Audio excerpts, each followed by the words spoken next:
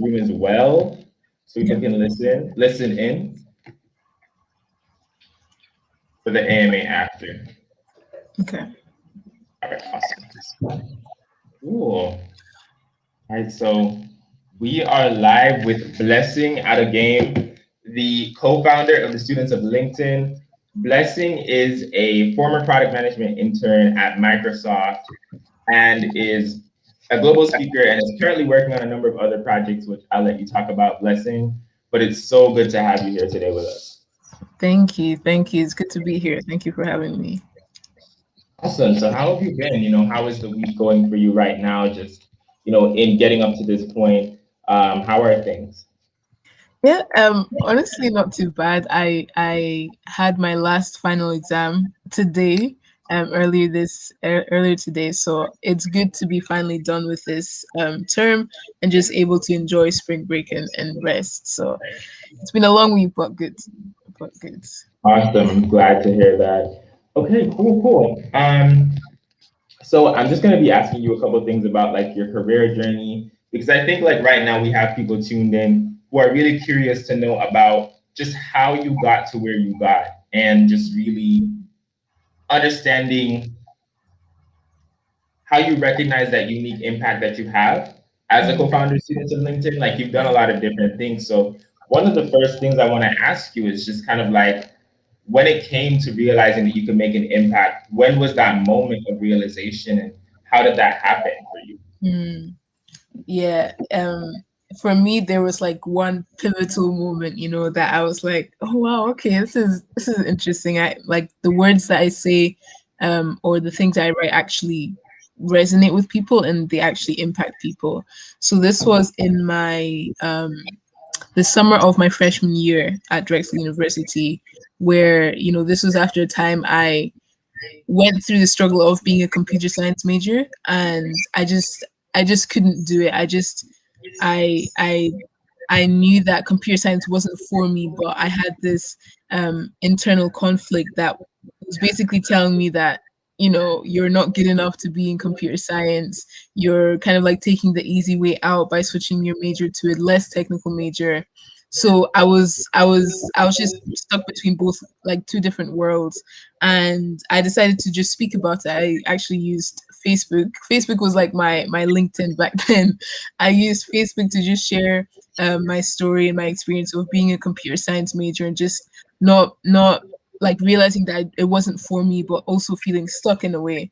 And it was through that I saw a lot of other female computer science majors, resonate and say like, yeah, I've been in the same situation, or like, yes, I do want to switch my major, but I don't know what to switch it to, that kind of thing. So it was those early stages that I was like, okay, like I I I didn't really put it out there to inspire anyone or to impact anyone. I just wanted to let it be known to the people that were friends with me on Facebook. And so it was at that moment that I said, okay, yes, I've spoken about this, and yes, I've seen that other people are impacted by it or they resonate with my story. But what is like the next level? What's the next step?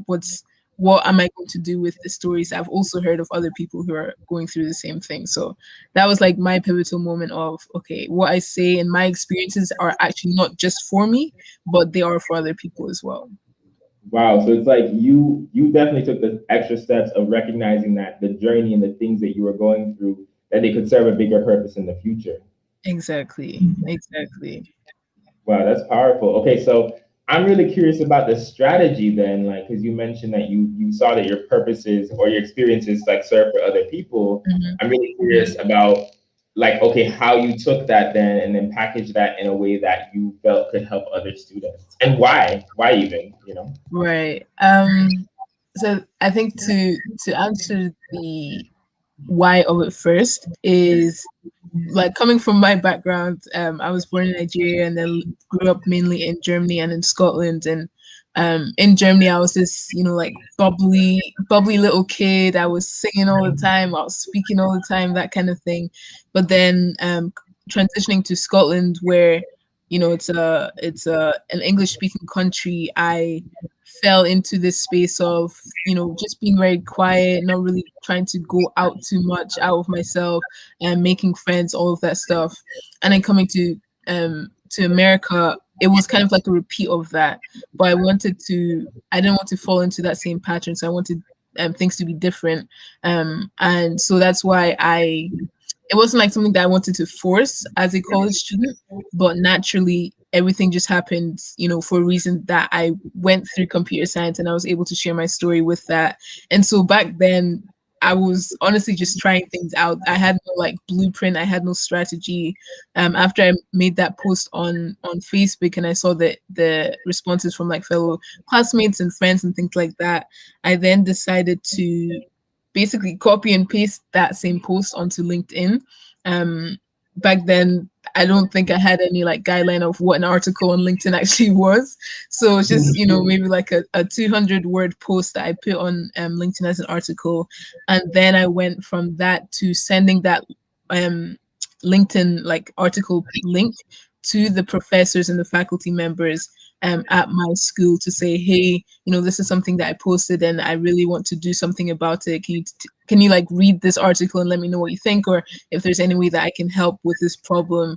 And that was what got the ball rolling. But again, there was no strategy, as in like I knew exactly what to do. I knew exactly who to reach out to. I just um shot my shot, and then things started to fall into place. And I think I found the momentum to just figure out different solutions to the problem. Okay, okay. And that arose out of your own need to connect with your peers on a different level. And I'm kind of curious, okay, so when you made this initial Facebook post, like did you ask an open-ended question? Did you just share your experiences? How did that go for you? Yeah, it was like, trying to think back, because this is I think 4 years ago now. But I basically just talked about how I this is my background and I've been in this major, and I've just seen that there weren't many people in classes that looked like me, and just the support that I needed wasn't there. And so I kind of asked, I guess, like an open-ended question to anyone. Honestly, I wasn't restricting it to people that were at my university or people that were in the same situation as me. I just put it out there to say, if anyone, like, I made it clear that I wanted to create some sort of project around this, and I put it out there to say, if anyone like interested in helping me, like guiding me, advising me, just like let me know or comment on this post. So that was all that I put out there, and then that's where I got all of the great advice and responses from. Wow. Okay. So then, for a student who's in a similar situation, maybe they don't know what's going on, maybe they feel a little lost, would you say, well, how would you say they should go about that in the sense, because it seems like in your case, you quite literally asked for help. You said that this is what I'm going through and I'm looking to make a difference with it, but I also need guidance. So a Mhm. student that is in a similar situation, a student that's looking to navigate their career journey, what would you say to that student? Yeah, I mean, I think you said it basically. Just be willing to ask for help, because I think a lot of people fall into this pattern of, this is my life, it's my career, and yes, it is, but we tend to tackle it from a toxic perspective, where we live in our own world and we do things by ourselves, but we fail to realize that the whole idea of you can go farther with people that help you and that guide you, and whether it's mentors that are older than you, have more experience than you, or just peer mentors, people on the same level as you. And I remember that I actually the additional two co-founders that helped me build up this like the project, the community that I started at Drexel, became my co-founders through the post. Like, it was through me saying, does anyone want to help me with this or guide me, that they're like, oh yeah, like they literally switched their majors as well and they wanted to help me, and that's how they became co-founders. So even when it comes to like your career, um again, there's so much that you don't know, and it's important to just make it known what you don't know, so that the people who are in your community, or even further out from your community or your space, they can either provide you with the resources that you need, or even connect you with people that can help you with the certain problem that you're facing. So never feel like you have to do things by yourself. And in the case where you yourself know that you don't know perhaps someone that works at Google or someone that can help you with negotiation, if you don't know the specifics, it's fine to just put it out there, and you never know who might reach out to you because they can help you. Wow, wow. I really like what you're saying about that, because that's just bringing me back to this whole theme of vulnerability and transparency. And I Right. think that's important. You mentioned mentorship. Um, so this whole concept of mentorship, I feel like for some of us, it's a new thing. I know for me, I definitely found out about this concept of mentorship like about 2 years ago. So for someone who doesn't really have that guidance and needs that mentorship, how did you go about getting mentors, or do you have mentors in your life currently that you feel are helping you and helping your progress, and how did you go about meeting them? Yeah. Um, it was definitely I guess like a realm that I stumbled into. I didn't really know back then like what a mentor was or the importance of a mentor, how to even find one. It was through my act of just being that student that was very vocal about what she was doing that these mentors came, whether they were indirect or direct, or whether they were official, that yes, I can say this person is my personal mentor, or if it's unofficial and they just help me. And I remember when I, like very early stages, when I had this idea for students of LinkedIn, um, one of the connections I made on LinkedIn, who was my mentor at that time, he helped me. He gave me the resources to create the logo. He connected me with people. All of these different kind of things. And I think just when it comes to thinking about mentors, a lot of people um, hold themselves back because they think that a mentor needs to be such an official thing that you ask the person, hey, can you be my mentor? But the way I've seen it, and I don't think I've ever had a mentor that I like had to officially ask, like, can you be my mentor? Everything just happened organically. And I think that's one of the important things about mentorship as well, that it can't be forced. It needs to be an organic connection between you and your mentor, and also in a way that you can help that mentor. I remember even just thinking as yourself of yourself as a mentee, you already think, okay, a mentor is up here and a mentee is down here, and you don't think that you have anything to give to that mentor. But again, as I said, like even the students of LinkedIn, my mentor that I had back then, yes, he helped me by providing a way for me to get a logo done and things like that. But I actually also helped him with LinkedIn because I was more versed in that field than he was. And so these are things that a lot of people don't know when it comes to mentee mentor relationships, that it's a two-way street, the same way with a lot of other relationships that you have in life. So yeah, when you're looking at mentors, don't just think of of someone that can meet with you every week, or someone that can meet with you um you know every month or something like that, but someone that you can actually go to ask for questions. It might not be on a specific schedule, but I think a mentor is someone and anyone that can just guide you in different areas of life. And a mentor is not just restricted to someone that is older than you, whether it's 20 years older or 40 years older. It can be me and you. Jeffrey, sorry. I see you as a mentor because there's certain things that you teach me that I just don't know. But I feel like a lot of people, when it comes to familiarity between you and like a friend, you don't see them as a mentor. And so their advice doesn't hold as much weight as someone who has the label of a mentor.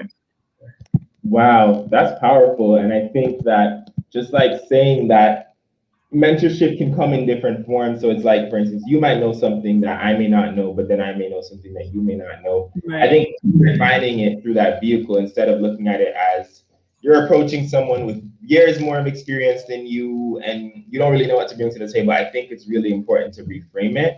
So Mm. thank you for that. I think that's a really fresh point of view on it. I'm really curious as to what you thought about yourself before you went to college. Like, how did you envision yourself? Um, I honestly have no idea. I before coming to college, I was in the United Kingdom. I was in Scotland, so I just saw myself as someone that would live there, go to uni for a specific major, perhaps get a graduate job. It's very different between how like things are handled in the UK versus in America. So I wasn't thinking about internships or volunteering, anything like that. But yeah, I before coming to college, I thought that I would be in like the world of business and the world of like creative sense, like music, that kind of stuff. I didn't really know what I wanted to do. I had no idea. I would attach myself to labels that seemed cool, but I didn't. There was no real substance. There was no real like intentionality between what I wanted to do. So yeah, I because I had also grown up in a lot of different places, I struggled to figure out like I struggled to tie myself to one thing because of my background. I just didn't know if I would stay in the United States, if I would go back to the United Kingdom, that kind of stuff. So it definitely hindered me in thinking long term and like permanently. Okay, okay. So would you then say that like your move to the United States kind of shifted a lot of things for you in terms of how you saw your future? Yeah, definitely. It required me to be more serious about my life, in the sense that yes, I'm now in this new country, and you know, this is my senior year of high school, so I had to start thinking future, college, what I was planning to do. So coming to the United States definitely allowed me to grow up a lot quicker, because I had to start thinking like 2 years in advance. Because when I was in my senior year of high school here, I didn't know if I would stay in the United States for university or if I would go back. So I had to think in advance, and I definitely appreciate having grown up here for the past 5 years because it allowed me to see things more from a like a long-term perspective and thinking more about my career, which I don't know if I would have thought about it this deeply if I was still in the United Kingdom. Wow, wow. It's so interesting how like sometimes this change happens in our lives and we may think it's inconvenient, but it Yeah, actually ends up pushing us further into that purpose. So exactly. yeah, that's awesome. Thank you.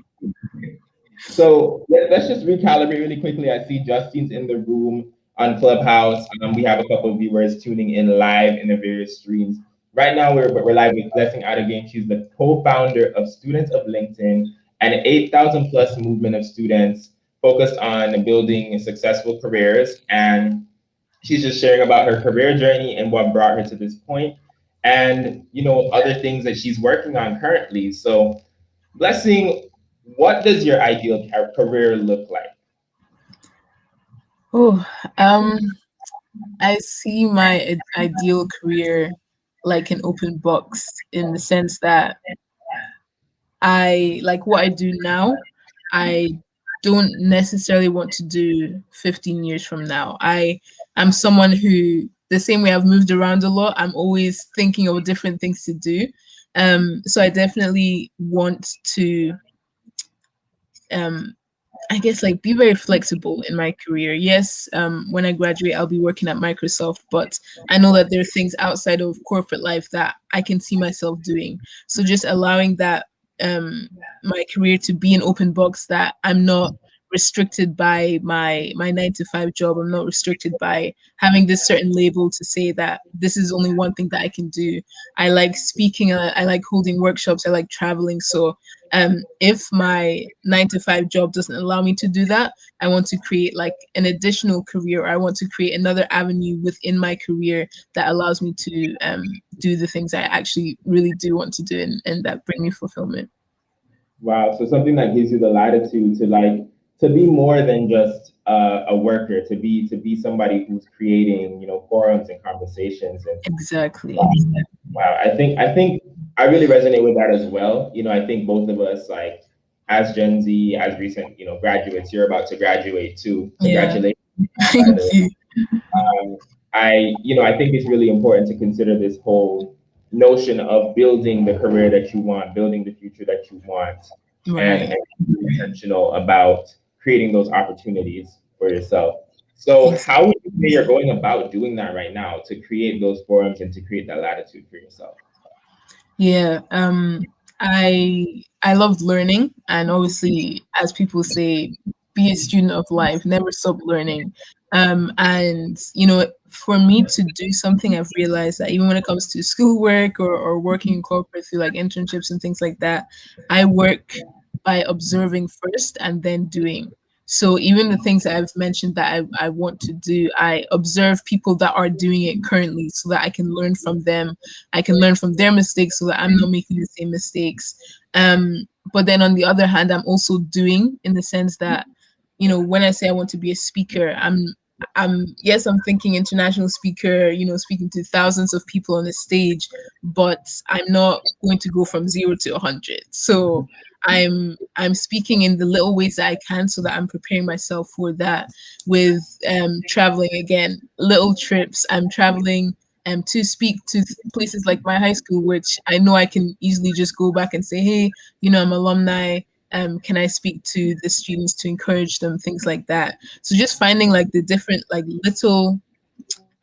little steps to reach that big goal, so that when I get to that big goal or like that big place I want to be, it's not so much of a culture shock, or it's not so much of a difference that I'm stagnant. I don't know how to deal with it. So yeah, like for now I'm just trying to do what I can with the little that I have in preparation for getting to that point. So I know that you are working on some other projects as well, in addition to the speaking. Would you like to share a little bit about that with the audience today? Yeah, of course. So I'm currently in the progress of writing a book called Bound to Be Boundless. I think this is actually the first time that I'm mentioning this outside of, like friends and things like that. But yeah, this is a book about uh, internal development in the midst of external realities. So how are we using the unfavorable circumstances and the unforeseen things that happen in life, how are we using that to develop ourselves internally? How are we actually growing from that? And the question is, are we actually? And with everything that happened last year with COVID-19, there are so many things that externally we were not allowed to do. Externally we were forced to stay inside. We were forced to wear a mask and things like that. But it's looking at things like how has that changed us inside, so that when we come back out of post COVID-19, we come back as different people and not just the same person that's trying to readjust to the new normal. So yeah. Wow, that's deep. I think that's a very relevant topic because I think a lot of us, especially students, like I think felt maybe stuck in COVID-19, and Mm, it's just like, to find those ways to transform yourself. That's beautiful. I'm definitely looking forward to that for sure. you. And yeah, so we're rounding up the 30-minute mark right now, and I would definitely bring you into the room on Clubhouse to answer a couple questions live AMA. But I'm just really curious if you could give any students right now, even younger than you, or just like trying to do some of the same things, or just even navigate their career, what would you say to your younger self when you were 18? What would you say then, and even to somebody who might just be starting out afresh? Mm. I would say don't feel like you have to do it by yourself. Don't feel like you have to do things alone. Again, I say this from like a toxic place. Like don't feel like you're the only person in this world that has this problem, or you don't have anyone to help you, or you don't have the resources, because they are there. And when I even talk about like when it comes to interviews and students interviewing for a specific role, you need to tell the company or the employer what you're interested in. Otherwise, they're just not going to know. You can be the best computer scientist, the best software engineer in the world, but what good is it doing for other people if they don't know, right?